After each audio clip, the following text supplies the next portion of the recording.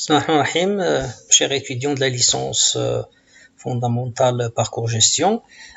Donc dans cette vidéo, nous allons reprendre notre cours relatif à l'audit interne en abordant le deuxième point qui est le contrôle interne. Donc conformément au plan, donc nous avons commencé par une introduction à l'audit.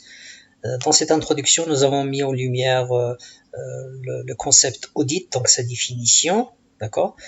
Donc nous avons aussi mis l'accent sur son caractère universel, périodique, sur son positionnement, sur le champ d'application, mais aussi nous avons évoqué la question des normes. Alors, dans cette vidéo, nous allons aborder le contrôle interne. Alors, nous avons bien évoqué le fait que le contrôle interne est la finalité de l'audit interne. Autrement dit, on ne peut pas étudier l'audit sans l'étude du contrôle interne. Alors, la finalité de l'audit interne, c'est quoi sa raison d'être, quelle est sa mission principale, c'est juger, apprécier la qualité du contrôle interne. Alors, nous allons essayer d'expliquer ce que c'est le contrôle interne. Alors, le contrôle interne, donc ce n'est pas une fonction organisationnelle, c'est un ensemble d'activités, c'est un ensemble d'outils de management, d'accord? C'est un ensemble de dispositifs, de mesures prises par les opérationnels en vue de maîtriser leurs fonctions. Alors si on prend cet organigramme, donc regardez, donc ici l'auditeur, il effectue des missions d'audit dans l'ensemble des fonctions organisationnelles, et donc c'est quoi son objectif? C'est étudier le contrôle interne de chaque fonction. Alors si on prend la fonction achat, donc l'auditeur, il va essayer d'étudier, de juger le contrôle interne de la fonction achat, ou le contrôle interne de la fonction production, ou le contrôle interne du marketing, de la comptabilité, etc. Ok. Alors, ça veut dire quoi le contrôle interne de l'achat? C'est tout simplement ce que doivent faire les fonctions concernées pour maîtriser cette fonction. Alors, lorsqu'on dit contrôle interne de la fonction achat, c'est l'ensemble des outils, dispositifs, outils de management mis en œuvre pour maîtriser cette fonction. Ça veut dire quoi maîtriser? C'est-à-dire la rendre performante, atteindre les objectifs et travailler conformément aux directives et aux procédures. Donc avant d'aborder la question du contrôle interne organisationnel, essayons de nous arrêter sur ce terme qui est contrôle. Qu'est-ce qu'on entend par contrôle organisationnel? Donc attention, il ne faut pas comprendre le contrôle, tout simplement le contrôle, comme quelque chose lié à la simple vérification, d'accord, ou observation de ce que font les individus. Donc il ne faut pas comprendre le contrôle interne dans un sens étroit, donc il faut le comprendre dans un sens large. Donc par contre, le contrôle ne se limite pas à la vérification, à l'observation des comportements. Donc le contrôle interne, au sens large, cherche la maîtrise d'une organisation. Alors attention à ce terme-là. Le contrôle interne a pour objectif la maîtrise. Alors lorsqu'on dit contrôler une organisation, ça veut dire la maîtriser. Alors ça veut dire quoi la maîtriser? Yani s'assurer que les objectifs sont atteints, que l'activité il est performante, que les gens travaillent conformément aux règles et procédures. Alors lorsqu'on parle du terme contrôler les individus, c'est essayer d'influencer leur comportement, essayer de réguler leur comportement pour que leurs actions, leurs pratiques vont dans le sens des objectifs organisationnels. C'est ça qu'il faut entendre par contrôle. Donc le contrôle, c'est un ensemble de processus, de pratiques, de management, dont le but est d'influencer les comportements des individus ou créer un certain ordre dans l'organisation. Alors, le contrôle donc d'une organisation veut dire sa maîtrise. Sa maîtrise veut dire créer de l'ordre, réguler les comportements et les actions pour qu'il n'y ait pas désordre, pour qu'il n'y ait pas anarchie. Et donc, lorsqu'on utilise le contrôle organisationnel, on se pose toujours la question, pourquoi avons-nous besoin de ce contrôle? Quels sont les objectifs du contrôle organisationnel? Alors la réponse elle est simple, les acteurs ou les managers ou les dirigeants des entreprises exercent un contrôle organisationnel pour tout simplement réduire les risques qui menacent l'atteinte des objectifs. Alors si on essaie de définir une entreprise, donc la définition est la suivante, donc c'est une entité économique qui dispose de moyens humains, techniques, financiers qu'elle combine pour produire des biens et services destinés à la vente. Donc l'objectif d'une entreprise, c'est produire des biens et services, les vendre. Lorsqu'on dit vendre, ça veut dire couvrir le coût et être rentable. La rentabilité pour l'entreprise lui permet de survivre et de se développer. Donc toute entreprise cherche à atteindre ses objectifs. Mais le problème, c'est que qu'il y a des risques au sein de l'organisation qui menacent l'atteinte des objectifs, qu'il y a des risques qui menacent d'accord, la survie, la rentabilité. Les risques, nous avons par exemple les risques d'erreur, de fraude, non-respect des procédures, gaspillage des ressources, etc. Et donc, pour éviter ces risques, les entreprises mettent en œuvre ce qu'on appelle un dispositif de contrôle. On va l'expliquer tout à l'heure. Donc, tout simplement, ce dispositif de contrôle qui est sous forme de procédures, d'organisation et de supervision, c'est un ensemble de dispositifs qui a pour but justement d'éviter l'occurrence de risques qui peuvent nuire à l'atteinte des objectifs organisationnels. Et donc, lorsqu'on utilise le contrôle, c'est pour minimiser les risques. C'est pour minimiser les risques qui peuvent mettre en danger la continuité d'exploitation, la survie de l'entreprise et sa rentabilité. Donc, pour résumer, c'est quoi le contrôle interne? Donc, c'est un ensemble de mesures, de dispositifs de gestion. On aura l'occasion de voir ça en détail. Les ensembles de mesures et dispositifs de gestion, les procédures, la supervision, l'organisation interne du travail, la répartition des tâches, les moyens qu'on met à la disposition des individus. Donc, c'est un ensemble de mesures des dispositifs de gestion, mais on œuvre par les fonctions, par les chefs de fonction ou acteurs organisationnels, les dirigeants par exemple, en vue de maîtriser la fonction, l'activité. Ça veut dire quoi la maîtriser? La maîtriser, c'est-à-dire protéger ce qu'on possède, assurer la conformité et le respect des directives. Maîtriser, ça veut dire atteindre la performance. Maîtriser l'activité, ça veut dire que s'assurer que l'information qui est produite, elle est fiable. Et donc ici, le contrôle interne, donc c'est un ensemble de dispositifs qui a pour objectif la maîtrise d'une fonction. Et en relation avec l'audit, c'est quoi l'objectif de l'audit? C'est chercher à juger ou apprécier cette maîtrise. Donc, c'est pour résumer. Le contrôle interne d'une entité cherche à maîtriser une fonction ou une activité. Maîtriser une fonction achat, production, marketing, GRH. Alors, le contrôle interne, il cherche à maîtriser la fonction ou l'activité. Et l'audit interne, qu'est-ce qu'elle fait? Il va étudier ce contrôle interne et juger son efficacité, juger le degré de cette maîtrise. Il est jugé si le contrôle interne qui a pour objectif de maîtriser, est-ce qu'il est bon, faible ou présente quelques insuffisances.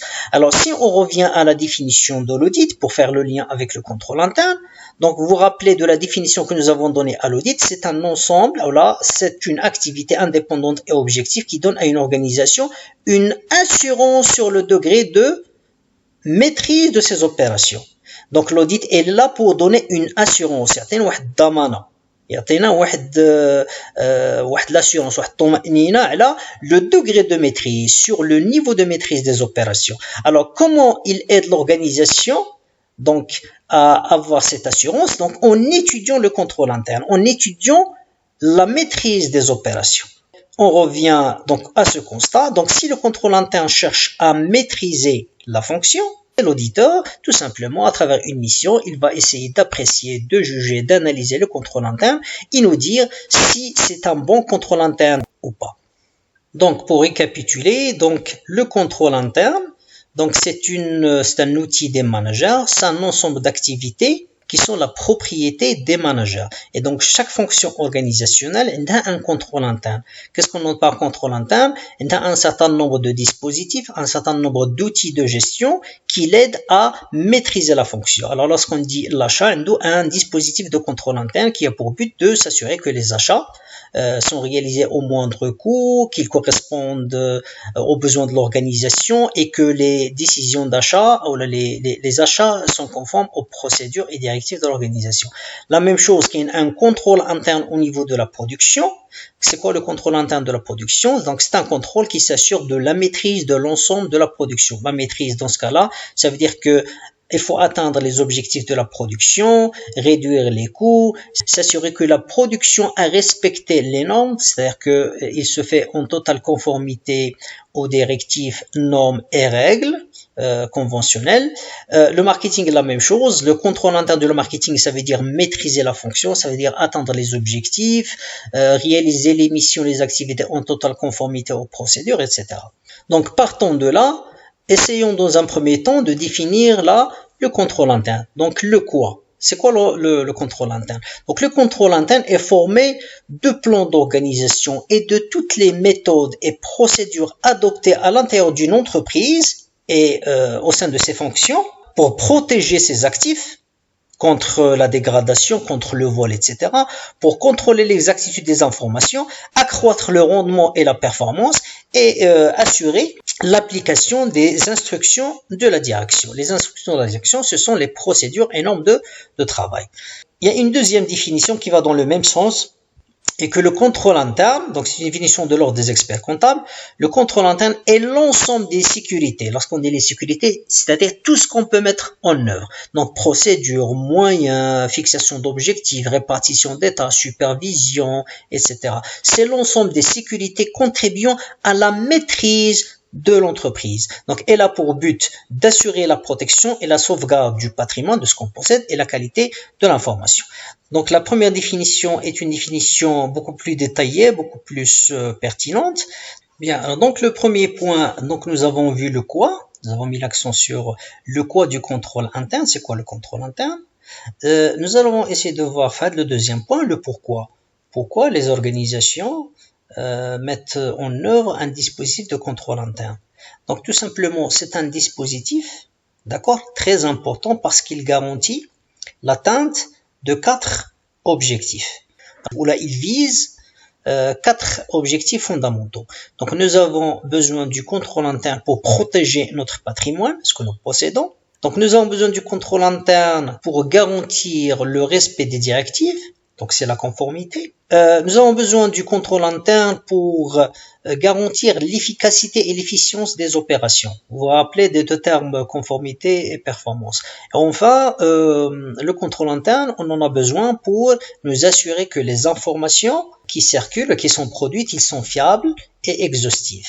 Alors, essayons de définir chacun de ces objectifs.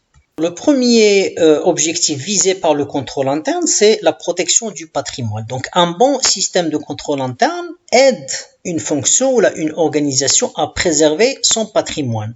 Donc, il faut comprendre par patrimoine non seulement les actifs immobilisés, les stocks, les actifs matériels que possède une entité. Alors, protéger le patrimoine d'une organisation, c'est protéger certes le patrimoine matériel, donc machines, immobilier, stock, etc. Mais aussi, il faut protéger les hommes. Alors ici, on trouve la notion de risque liée à la sécurité et au risque social. Donc il faut protéger les biens matériels de l'organisation, mais aussi il faut protéger les individus qui travaillent au sein de notre organisation. Protéger les hommes veut dire s'assurer qu'ils travaillent dans des conditions de sécurité et que le travail au sein de l'organisation ne les expose pas à des risques d'accidents ou de blessures ou autres. Alors, la protection du patrimoine renvoie aussi à la notion de quelque chose qui est immatériel, qui est l'image, la réputation de l'organisation. Donc, protéger le patrimoine de l'organisation, c'est aussi protéger sa réputation et son image. Donc, protéger le patrimoine consiste à protéger les biens, les hommes, mais aussi la réputation. Alors, le deuxième objectif visé par le contrôle interne, c'est le respect des directives, c'est-à-dire s'assurer que les directives, les orientations de la direction sont respectées. Donc, c'est ça la conformité, s'assurer que les individus travaillent conformément aux directives, procédures, normes et règles de travail établies par l'organisation. Troisième objectif visé par le contrôle interne, c'est la performance, donc l'efficacité et l'efficience des opérations. On a besoin donc du contrôle interne au sein d'une fonction, au sein d'une activité, pour nous assurer que les opérations sont réalisées de manière efficiente et efficace. Alors, en d'autres termes, le contrôle interne vise à ce que les opérations soient efficientes, c'est-à-dire s'assurer que l'entreprise dispose des moyens et que ces moyens sont utilisés de façon optimale et au moindre coût. Le contrôle interne vise l'efficacité, donc il doit s'assurer que les objectifs de l'organisation, ce qui était prévu, est bel et bien réalisé, qu'il n'y a pas un écart négatif entre ce qui est prévu et ce qui est réalisé.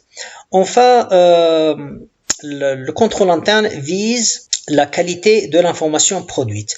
Donc, on attend du contrôle interne qu'il garantisse des informations qui soient fiables et exhaustives. Pourquoi c'est un objectif important? Parce que, en quelque sorte, l'image ou la réputation de l'entreprise se reflète dans les informations qu'il donne à l'extérieur. Donc, on apprécie mieux l'image de l'organisation à travers ce qu'elle communique, à travers les informations sur ses produits, ses résultats financiers, etc.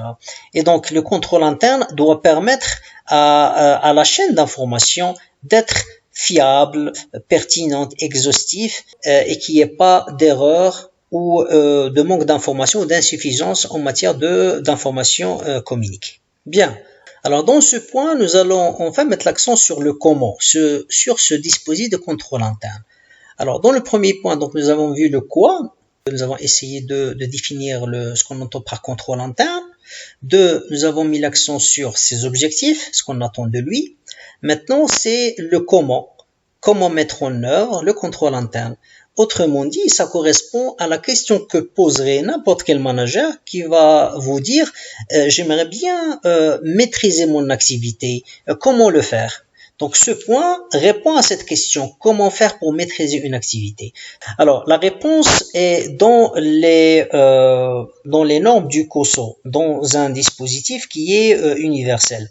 Donc, une activité de contrôle interne comporte 6 dispositifs. Alors, si on cherche à maîtriser une activité, on n'a qu'à mettre en œuvre 6 dispositifs de contrôle qui sont fixer des objectifs, allouer les moyens, mettre sur pied un système d'information efficace, mettre en place une organisation efficace de travail, concevoir et appliquer des procédures et normes de travail, enfin assurer une bonne supervision.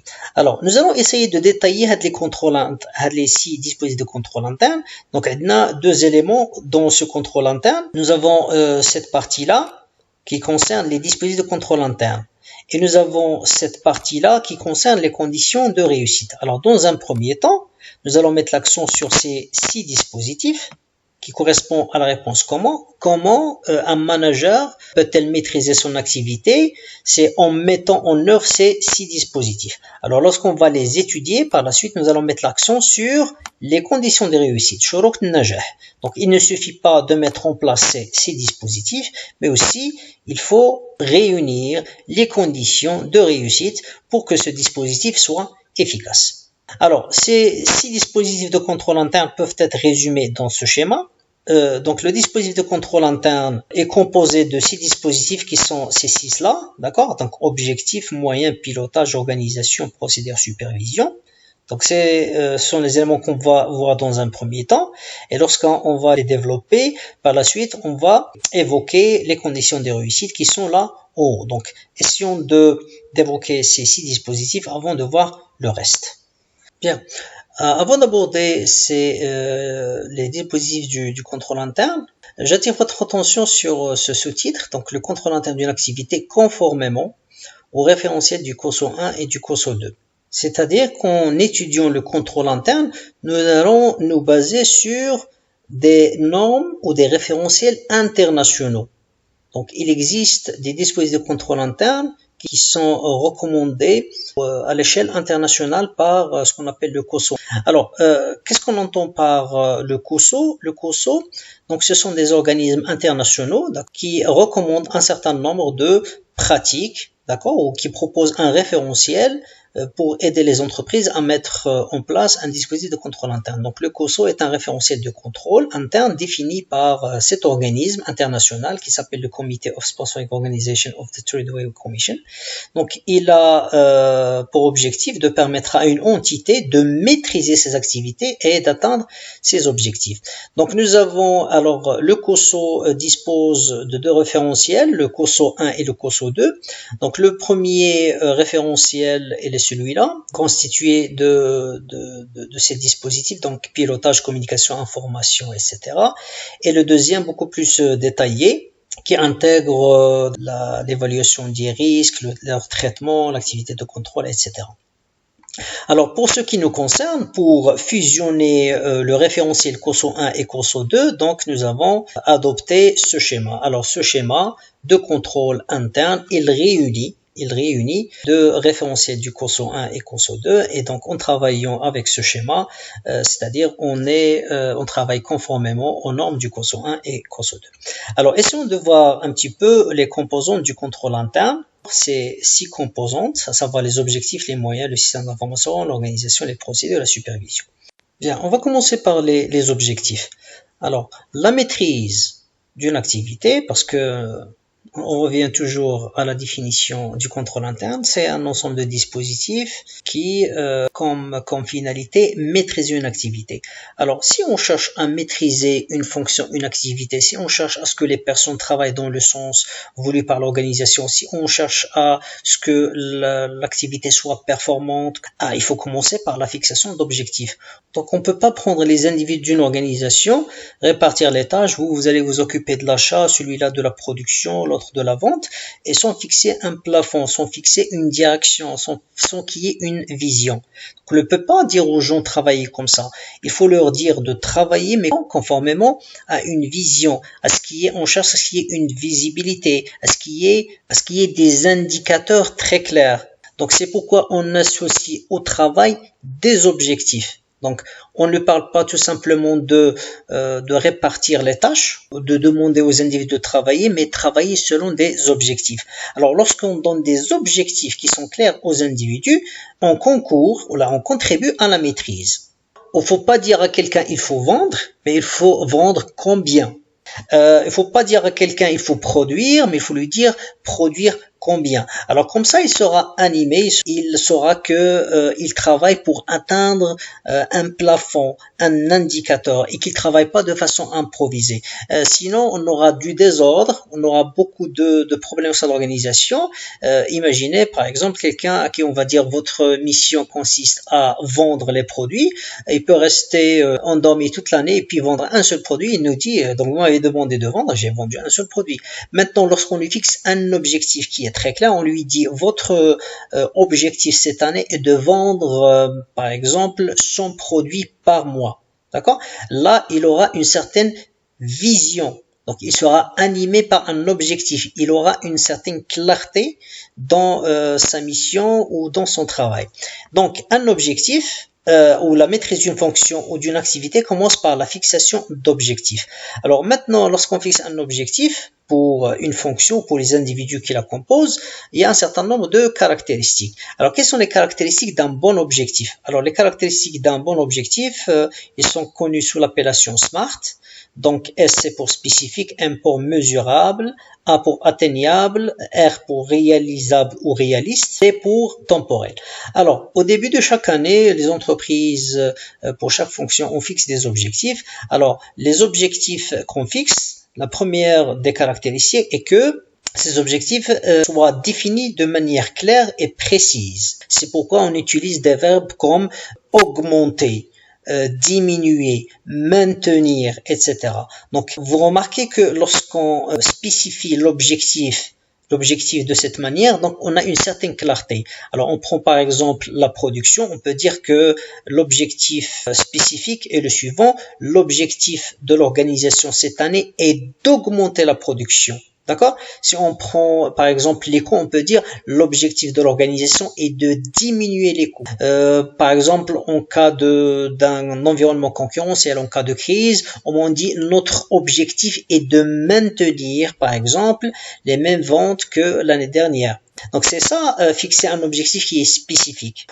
Si on cherche à motiver les gens, si on cherche à ce que les choses soient claires, soient maîtrisées, alors il faut les exprimer de façon claire. La deuxième caractéristique d'un bon objectif est qu'il soit mesurable. Alors, spécifique, c'est une bonne chose. On l'exprime en ces termes, augmenter, diminuer par exemple, alors que mesurable, c'est donner un chiffre exact. Par exemple, on peut dire l'objectif de notre entreprise cette année est d'augmenter la production, par exemple, de 25%. Sinon, de vendre 1 million de véhicules. Donc, vous voyez que ici, on a mesuré l'objectif. Au départ, nous l'avons exprimé de façon claire. Notre but est d'augmenter la production, d'augmenter les ventes. Alors, pour mesurable, on dit combien exactement. Donc, notre objectif est d'augmenter le chiffre d'affaires, les ventes de 30%, de 25%, ou bien diminuer les coûts, par exemple, d'un quart, de 25%. Alors, un bon objectif a aussi une autre caractéristique, c'est qu'il soit atteignable. Un bon objectif est un objectif qui est atteignable. Donc, il faut fixer des objectifs qu'on peut atteindre compte tenu de nos moyens, compte tenu de nos compétences. Il serait aberrant ou insensé de fixer un objectif sachant qu'il n'est pas atteignable. Une entreprise qui manque terriblement de ressources ne peut pas fixer des objectifs qui soient. Alors, une quatrième caractéristique d'un bon objectif est qu'il soit réalisable ou réaliste. Donc, un bon objectif est un objectif atteignable compte tenu des moyens dont dispose l'entreprise. Alors, réaliste compte tenu de l'environnement. C'est-à-dire que la fixation d'objectifs doit se baser sur une bonne étude de l'environnement, c'est une bonne étude du marché pour fixer un objectif qui soit réaliste. On ne peut pas fixer un objectif qui est le suivant, augmenter les ventes de 100% dans un environnement marqué par la crise. Donc, ce n'est pas un objectif réaliste. On peut vous dire que augmenter les ventes d'une entreprise de 100%, oui, c'est un objectif réaliste, c'est on travaillait dans un environnement, d'accord, stable, qui connaît une certaine croissance économique, là une forte demande, etc. Mais là, l'objectif n'est pas réaliste compte tenu des aléas ou des conditions d'environnement difficiles. Enfin, un objectif, attention, il est temporel, donc il est situé, limité dans le temps. On ne peut pas fixer un objectif comme ça sans le situer dans un horizon temporel, donc il faut le fixer et le situer dans le temps. En général, la cadence du management, il est annuel, et lorsque l'entreprise fixe des objectifs, en général, il fixe des objectifs annuels. Alors, ces objectifs annuels, par la suite, ils sont divisés en objectifs mensuels ou hebdomadaires, selon le cas des entreprises. Donc, lorsqu'on fixe un objectif de cette manière, lorsqu'il est spécifique, lorsqu'il est mesurable, atteignable, réaliste et temporel, vous voyez que on contribue à la maîtrise. C'est-à-dire qu'on oriente les individus vers une direction qui est claire, et c'est comme ça qu'on peut, comme je viens de le dire, concourir à la maîtrise de l'activité. Bien évidemment, lorsqu'on fixe un objectif, ces objectifs doivent être suivis par le système d'information à la disposition du management. Il ne suffit pas de fixer un objectif, donc il faut aussi le suivre dans le temps. C'est ce qu'on va essayer de voir par la suite. Alors, le deuxième élément du contrôle interne est celui des moyens. Maîtriser une activité commence tout d'abord par fixer des objectifs, mais aussi doter la fonction, l'organisation de moyens nécessaires. Alors, lorsqu'on fixe un objectif, bien évidemment, il faut assurer les moyens nécessaires pour l'atteindre. Donc, ici, pour chaque fonction, pour chaque activité, en fixant un objectif, on doit allouer les ressources nécessaires. Alors, les ressources ou les moyens nécessaires. Alors, ces moyens sont de trois types, les moyens humains, financiers ou techniques. Alors, chaque fonction, chaque activité a besoin de moyens humains en quantité, nombre de personnes, et en compétences, d'accord, pour atteindre les objectifs. Mais aussi, on a besoin de moyens financiers. Donc, chaque fonction a besoin d'un budget suffisant pour atteindre des objectifs, notamment si ceux-ci ils sont ambitieux. Aussi, là, chaque fonction pour atteindre ses objectifs a besoin de moyens techniques. D'accord? Par technique, on entend technique industrielle, technique de gestion, technique commerciale, etc., etc. Il faut qu'il y ait une bonne adéquation donc entre les objectifs et les moyens. On ne peut pas atteindre les objectifs sont alloués ou sont mettre à la disposition des individus des fonctions les moyens nécessaires. Donc la maîtrise, c'est aussi ça. Fixer des objectifs, mais aussi donner aux individus les moyens pour les atteindre. Alors, la troisième composante du contrôle interne, c'est le pilotage ou ce qu'on appelle le système d'information. Alors, le système d'information, qu'est-ce qu'on entend par système d'information? C'est tout simplement, peut-être vous l'avez vu en contrôle de gestion, le système d'information permet le suivi de la performance. Donc, toute organisation a un objectif à atteindre, objectif quantitatif en termes d'objectifs à atteindre, mais aussi ils ont un budget à utiliser de façon rationnelle, de façon optimale. Et donc le système de pilotage, qu'est-ce qu'il fait? Il est là pour faire le suivi de l'atteinte des objectifs. Est-ce que les objectifs sont atteints? Y a-t-il des écarts? Qu'est-ce qu'il faut faire pour corriger la situation? Donc le système d'information est un ensemble organisé de ressources qui permet de collecter, de stocker, de traiter et de distribuer, d'accord, l'information sous forme de données, texte, images, etc. Donc il permet au manager, entre autres, de faire le suivi de la performance, de la fonction, de l'activité, d'analyser les cas et de prendre les décisions qui s'imposent. Donc voilà une illustration d'un système d'information sous forme d'un tableau.